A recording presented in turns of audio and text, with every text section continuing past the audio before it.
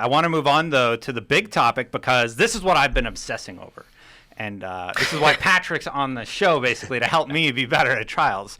The question is, what are the best weapons for Trials of Osiris, PvP weapons, as the game stands now, of course. So let's start by talking about assault rifles. Is there even a viable option there? No, Trials of Osiris really is about time to kill. You want a very short time to kill. So snipers, hand cannons, those low rate of fire, high impact pulse rifles, scout rifles. Like you want to do precision damage as quickly as possible to take someone out, and auto rifles just don't offer that. A lot of people running around with last words, a few thorns because you get that damage over time. Some Mida multi-tool, rocking in there a little bit on the stream too. Yeah, Mida multi-tool is pretty good. Yeah. So what are your top 3 recommended primaries? Ooh, well, unfortunately, it's really down to the hand cannons right now. Well, almost all hand cannons. Like Hawkmoon and Thorn are definitely my top 2 picks. The third. Yeah. Gonna use yours, Destin? My Hawkmoon? Shut up, friend. I'll use my Fatebringer. You don't have one yet? I'm chasing Fatebringer. He's chasing Hawkmoon. So gotcha. For my third one, I'd probably say Red Death because that thing is just nasty. Two bursts to the head, great range on it, and the healing aspect in Trials is something to take into account as well. It's gonna be very important. Yeah. Yeah, that'll buy you some time. I've noticed some of the new gear right now that you're picking up orbs for health or other things could go a long way in a match like that. Yeah. Definitely. Secondarily, let's talk about secondary weapons. Sniper. So we'll start with the sniper class. Praetus Revenge leveled up. That's what I've been using in Iron Banner this week. It's really, really good. And I just got the Iron Banner sniper rifle, Aphrodite's or whatever it's called. And both of those seem like pretty good options. Why don't you talk a little bit about your best sniper loadouts? Well, I have a pretty dirty roll on my LDR. It has surplus and field scout, so I'll spawn in with 12 rounds. And then it also has final round on it. So if I somehow don't kill you if I don't kill you with the first 5 rounds, the final round will kill you with a body shot. For sniper rifles, you really want to actually be looking at the aim assist stat. So prudence, patience and time, what's the longbow synthesis? Those are all really high aim assist stats, so it'll really help you out getting your headshots a little bit easier. Praetus and Ephrodites actually have very low aim assist stats, but Praetus makes up for it with its really high fire rate and stability. Yeah. So you can just like pop people in the body. Ephrodites, I'm not a huge fan of it in PvE or in PvP, mainly because the aim assist is too low, the recoil is too high, the rate of fire is too low. And then the aim assist is actually like 10 on it. It's one of the lowest. So you have to be really, really on point with your headshots to actually use it effectively. The one caveat though is that you can get a final round roll on it and kill with one shot to the body. So that is something to take into account for Ephrodites. Some people were using shotguns and fusions. I'm kind of curious what your thoughts are on that. I really do think you want someone on your team, maybe a Sunsinger, to be dedicated close range. So they're going to have a shotgun or a fusion rifle, probably a shotgun like a Fellwinter's Lie or a fusion or a Secret Handshake from the Vanguard vendor. That's a really good one to pick up. So like get in there and wreck shop when necessary. So let me ask you about that Secret Handshake at the Vanguard though. It doesn't have full auto. No, it does not. Yeah, so that's but it still has a very high rate of fire. Yeah. Okay. But sorry, what else then were you going to recommend? Basically, at the start of a match, you're pretty touch and go. You're playing kind of far away. You're trying to pick people off. And then as the match goes on, you're going to end up having to swarm around those last 2 people, that last person. And if you have a sniper rifle equipped, you're going to be very ill-equipped for some of the closer range encounters, even if your primary is good at it. So having that one dedicated person to kind of go in with a shotgun will definitely be a strategy that you want to take into account. Yeah, and just team loadout in general, you're going to have somebody from like one of each class, you know, a Bubble Titan or I don't think strikers will be very viable here. That's a good point. You really are going to have to liked having a striker on our team. I really enjoyed having a striker on our team. There were a few instances where we were able to Datto was able to clutch a victory for us, and mainly because of his Titan Smash. Like he could absorb 2 Golden Gun blasts mid Titan Smash to get the final kill. Nice. So it is something to take into account. The Yeah, I striker suppose with is the shockwave, just send the blast towards them. Yeah, it'll be interesting though. What about 3 Sunsinger Warlocks with self-res? What could happen? Yeah.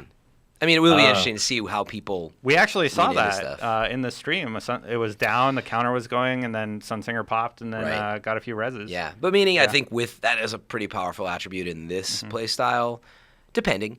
But maybe 3 Warlocks do work in that. Yeah. You never maybe know. it will. We'll have to wait and see. Yeah, but Yeah, the bubble, for I sure. would say, is pretty clutch. Jump in there, drop a bubble, res someone, and that can change the match for sure. Yeah. And then now too, there's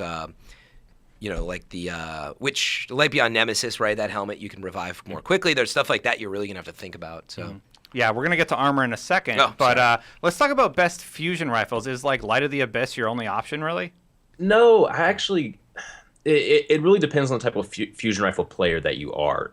If you like the high rate of fire ones and kind of the lower or the high charge rate ones, Light of the Abyss is a definite really good one. The Calling from which is a drop from Future War Cult is another really solid one.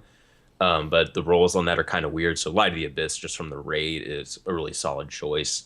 If you're going for the lower charge rate ones, Plug One from I think the Vanguard vendor. Both fusion rifles from the Vanguard and the Crucible Quartermaster are fantastic, very high impact. So they're going to be taking someone out from a very far range very easily. Yeah. Okay. Do you like Praetorian Foil at all?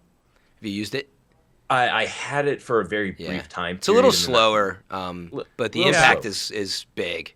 And it's goes really far. good. It's kind of obsolete now. I mean, there's just too much with the DLC, right?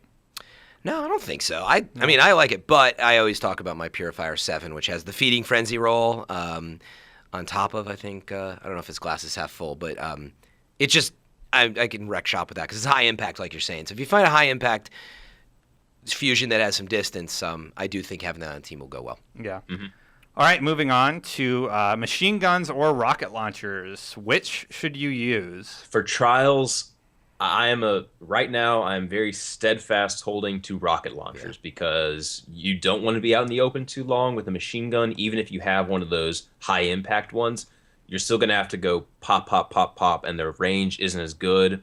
And so at the start of a match, like I said, you're going to be spread apart. So a rocket launcher just lends itself very well to that. So Radagast Fury from Iron Banner is fantastic. Get a proximity detonation, one of those. The stats you really want to look for are high blast radius and high velocity. If it has that, it'll get the rocket quicker to wherever you're shooting it, and the blast radius will take out more stuff. So those are the two things that you really want to look for. Stability, who cares? Reload, it doesn't really matter that much. Yeah, I'm kind of wondering if Truth will now get used a bit more. Yeah, what do you think about It might. Yeah. Yeah, He's in Vengeance is one Yeah. that I can see being used a lot because you of the get 3 three rockets in the rockets, right? tube with that. So that's a very fantastic one to use for PvP now. Yeah, we should actually mention how the heavy works. It's only after, is it 3? 3 rounds. Or three the rounds first within team that. to hit 3 rounds will trigger a heavy round. And you have heavy ammo for that round only. It does not carry over to any other rounds. You can only use it right then. Yeah, and it's just that one time up to getting 5, or if you go another 3, will it drop again? Do we know? Nope, just that that first once. 3. Yep. Yeah, it's really interesting to control the madness, but I think that's really cool. They thought about making sure that it didn't just turn into a rocket fest, and Oh yeah. there's a lot of strategy behind that. What about machine guns? If you do decide to take one in there, what are good options? Right now, Iron Banner is going on. Go grind that. Get a Jolder's hammer. That It is has to one be a of the. drop though, right now, right? It's a Unfortunately. drop right now, unfortunately, but play your luck. Try to get one of those because you can roll it to get Perfect Balance or Rodeo as your first one, or as your first perk, Field Scout for 50 rounds, and then something like Crowd Control to increase your damage even more after a kill. Against All Odds is another really good one to pick up. Unfortunately, the roll from the Crucible Quartermaster is rather low, or it isn't that good, but it still does have very good impact and rate of fire to kill someone in 3 headshots. It's like a 30 clip, has decent stability, and it fires really slow, which means you can be more precise with where you're putting those bullets. Yep. You know? Yeah, I was actually wondering if super good advice might apply a little more in here, because it's more forgiving potentially. Like, you don't have to worry about missing, but maybe not. I don't know if that's even an issue. I'm not sure.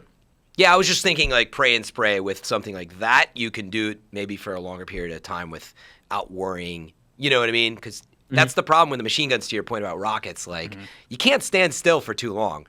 So maybe with something like super good advice, you're not as worried about missing. But I don't know. I haven't tried it. I wouldn't recommend super good advice at all. That's a close range weapon, if anything. And it's fun to do suppressing fire with it, but when it comes time to actually kill something, you want something that when you actually do hit it, it'll do more damage. It doesn't have the super good impact at advice. distance, it sounds like. Honestly, I think your exotic slot is going to be taken up by your primary. It seems like Hawkmoon or Thorn needs to be there. You know, Hawkmoon with that extra, damage boost on the primary bullet. I really want one. That's why I was so mad when you brought it up. Because I thought, this is the week. Yeah. This is the week I'm going to get it. Iron Banner's going on. Nope. Well, still no Hawkmoon. Hopefully we'll both get, I'll get my Fatebringer and you'll get your Hawkmoon the same week. Yeah. And then it'll never have to talk about it on the show again. Final question about weapons. What are you going to go in with? I have my very standard loadout of Hawkmoon, my LDR, and Radagast Fury. Yeah. That is my standard Crucible loadout. I rarely change it. It's taken me a while to find that particular loadout, but that's what works for me 99% of the time now. Fran?